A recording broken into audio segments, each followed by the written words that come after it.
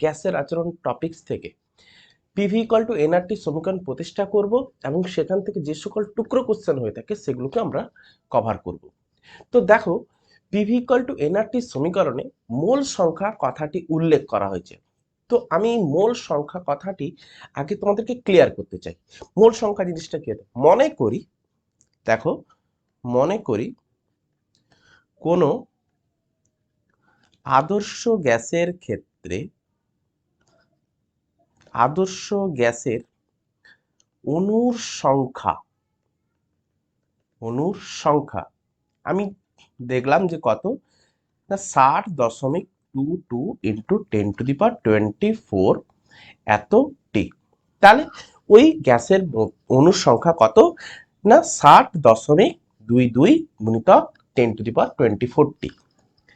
তাহলে বিজ্ঞানী অ্যাভোগাড্রো এত বড় একটা সংখ্যাকে সহজভাবে বোঝানোর জন্য তিনি কি করলেন না, বললেন যে 6.022 ইন্টু 10⁻24 এত সংখ্যক অণুকে তিনি কি বললেন না, এটাই হচ্ছে আমাদের 1 মোল। তাহলে এত সংখ্যক অণুকে তিনি কিভাবে প্রকাশ করলেন যে এটাই হচ্ছে আমাদের 1 মোল। তাহলে কোন গ্যাসের মধ্যে অণুর সংখ্যা কত ছিল? 6.022 ইন্টু 10⁻24। তাহলে এর মোল সংখ্যা কত হবে? তাহলে 1 মোলের অণুর সংখ্যা যদি এত হয়ে থাকে, তাহলে ক্লাস 10-এ উঠে ঐকিক নিয়মের জন্য আমাদের আর দ্বিমত প্রকাশ করতে হবে না। তাহলে আমরা কি করব? 60.22 গুণিতক 10⁻24 ডিভাইড বাই আমরা কি করব? 6.022 ইন্টু 10⁻24 তার আমরা ভাগ করে দেব। তাহলে একে যদি আমরা অটোমেটিক্যালি কাটতে থাকি তাহলে কত আসে না, উপরে 10 থাকে, তাহলে কত হবে না 10 মোল। এত বাংলায় হলে ওকার ল লিখবে, তাহলে 10 মোল। তাহলে এত বড় সংখ্যা লেখার দরকার নেই, সেটাই হয়ে গেল কি একটা ছোট্ট সংখ্যা 10 মোল। তাহলে এই 10 মোলকে আমরা বলে থাকি মোল সংখ্যা। তাহলে মোল সংখ্যা অ্যাকচুয়ালি কি না, মোল সংখ্যা হচ্ছে তার মধ্যে কতগুলো অণুর সংখ্যা রয়েছে, ওই অণুর সংখ্যাকে অ্যাভোগাড্রোর সংখ্যা দিয়ে ভাগ করা। এই যে অ্যাভোগাড্রোর সংখ্যাটা হচ্ছে কি 6.022 ইন্টু 10⁻23। অ্যাভোগাড্রো সংখ্যা দিয়ে ভাগ করলে আমরা কি পেয়ে যাব?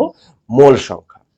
তাহলে আমরা এবারে একটা নিতে পারি যে ওই যে আদর্শ গ্যাসটা আমরা যে নিয়েছিলাম, ওই আদর্শ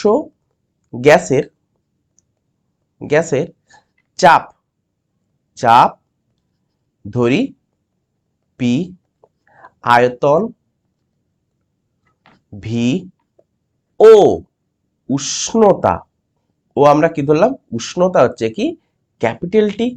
এবং আমরা অণুর সংখ্যা নেব কি যে এত বড় সংখ্যাটাকে আমরা নিতে চাইছি না। অণুর সংখ্যা কত আছে না 60.22 ইন্টু 10⁻24 টি। তাহলে এত বড় সংখ্যাটাকে না নিয়ে আমরা কি বলতে পারি না 10 মোল।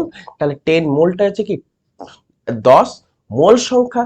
তার মানে আমরা যদি আলফাবেটিক্যালি লিখি তাহলে আমরা কি লিখবো? 10 মোল সংখ্যাটাকে আমরা n মোল সংখ্যা, এবং n মোল সংখ্যা বর্তমান। ক্লিয়ার হয়েছে? তাহলে আমাদের আদর্শ গ্যাসটাকে ডিফাইন করা এবারে প্রপারলি কমপ্লিট হয়েছে। এবারে যে তিনটে সূত্র আমরা পড়ে এসেছি, চার্লসের সূত্র, বয়েলের সূত্র, অ্যাভোগাড্রোর সূত্র। তো এবারে দেখো চার্লসের সূত্র কি বলছে, বয়েলের সূত্র কি বলছে। প্রথমে আমরা বয়েলের সূত্র বলি। তাহলে বয়েলের সূত্র কি বলছে দেখো না, বয়েলের সূত্রানুসারে আমরা এটা লিখতে পারি কি না, নির্দিষ্ট উষ্ণতায় ও নির্দিষ্ট ভরের, দেখো নির্দিষ্ট ভরও এখানে আমরা ডিফাইন করতে পারি। নির্দিষ্ট ভরের গ্যাসের, বয়েল কি বলেছিলাম না, গ্যাসের আয়তন চাপের সহিত ব্যস্ত সম্পর্ক। তাহলে গ্যাসের ক্ষেত্রে আমরা কি লিখতে পারি? V proportional two 1/p। Charles কি বলছেন, বিজ্ঞানী চার্লস বলছেন, চার্লসের সূত্রানুসারে কি বলছেন না, নির্দিষ্ট চাপে বা স্থির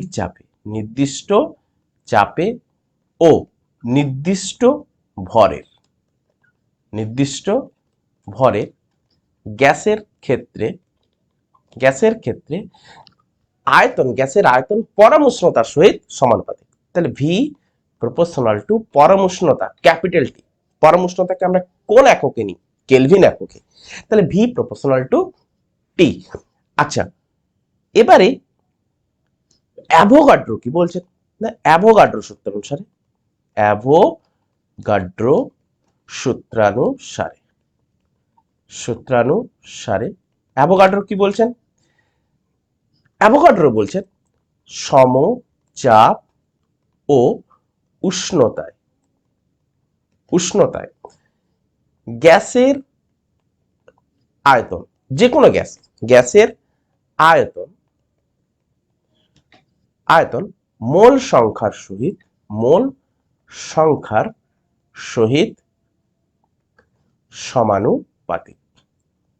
সমানুপাতিক, অর্থাৎ ভি প্রপোর্শনাল টু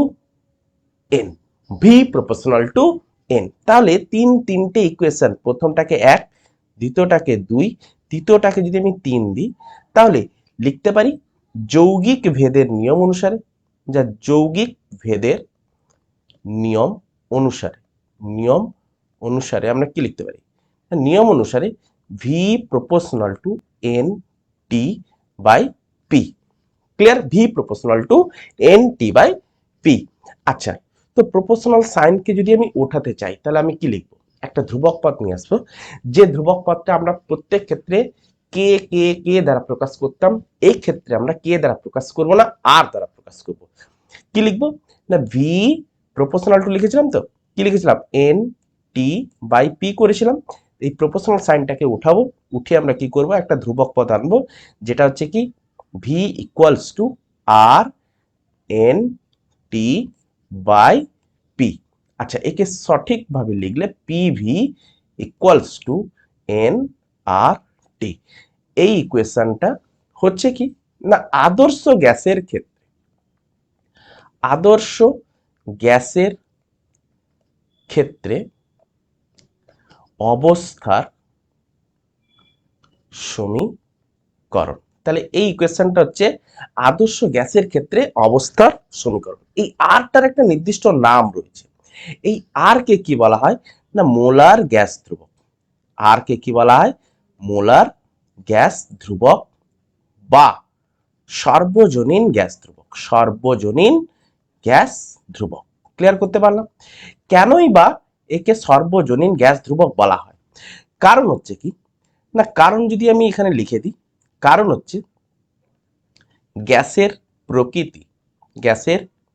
প্রকৃতি, ভর, চাপ, উষ্ণতা, আয়তন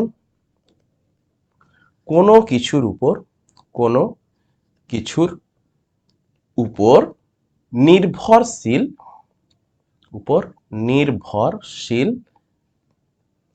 নয়।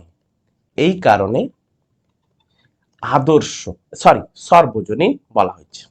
সর্বজনীন বলা হয়। তার সাথে সাথে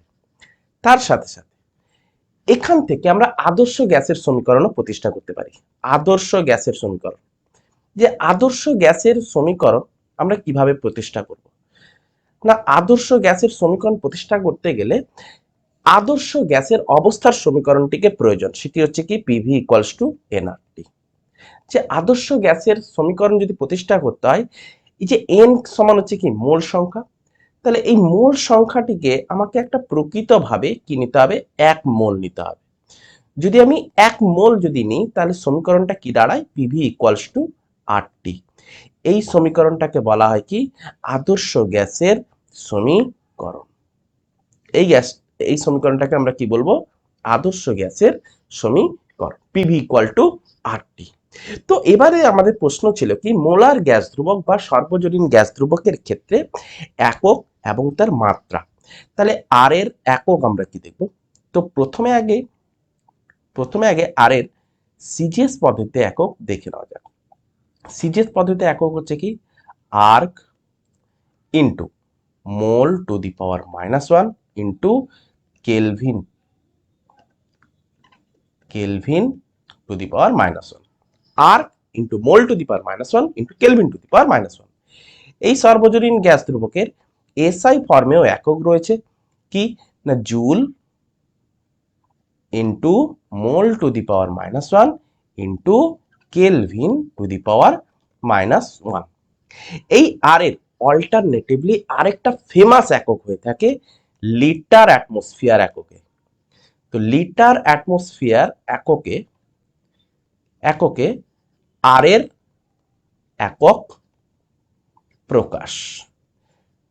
তো লিটার অ্যাটমসফিয়ারে আর এর মান কত হয়ে থাকে সেটাও আমি একটু বলে দিই, 0.082 ইন্টু ইন্টু আমরা করবো না, litre into atmosphere into mole to the power -1 into kelvin to the power -1।